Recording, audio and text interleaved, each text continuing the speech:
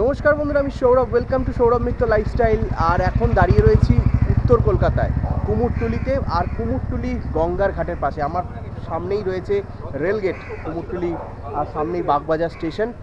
গঙ্গা দেখা যাচ্ছে। আর এই দিকে যদি ঘুরি তাহলে তোমরা দেখতে পাবে সরাসরি ওই দিকে তৈরি হচ্ছে কুমোরটুলি সার্বজনীনের পুজো।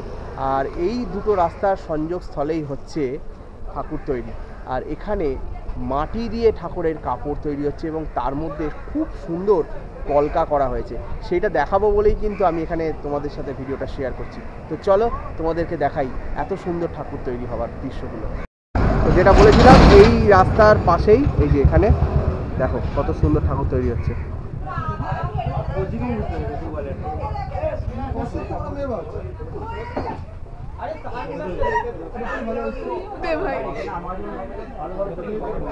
গণেশকে দেখো,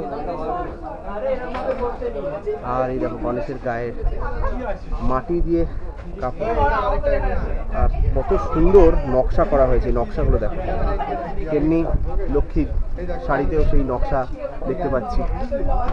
এই দেখো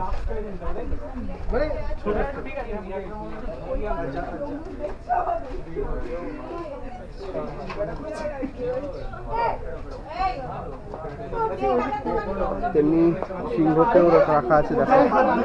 আর দেবী দুর্গাতেও ঠিকই একই ধরনের কলকা। দেবী দুর্গাতেও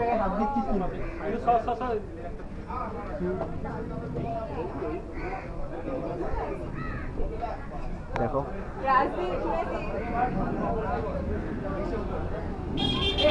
দারুণ লাগছে আমার, সেই জন্যই তোমাদের সাথে শেয়ার করলাম। আর দেবী সরস্বতী, তার হাঁস বাহন, আর তার হস্তে বীণা, সব কিছুই কিন্তু এখানে মাটি দিয়ে তার উপরই কলকা করে তৈরি করা হচ্ছে। যেহেতু এখনও ঠাকুরের চোখ আঁকা হয়নি, সেই জন্য মুখগুলো ঢাকা রয়েছে। আর কার্তিকেরও তাই, সেই একই।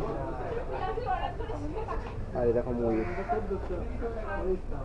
তো এই রইল, এই ভিডিওটাই তোমাদেরকে শেয়ার করবো বলে আমি এখানে এসেছিলাম তো দেখতে। আর এর পাশেই এখানে ঠাকুর তৈরি হচ্ছে। দেখো কুমোরটুলির মতন এই গঙ্গার ধারেও বিভিন্ন জায়গাতে ঠাকুর তৈরি হচ্ছে। সম্ভবত এইগুলো ঠাকুরের গায়ে প্রলোভ দেওয়া হবে, সেই জন্যই সেই আস্তরণগুলো তৈরি হচ্ছে।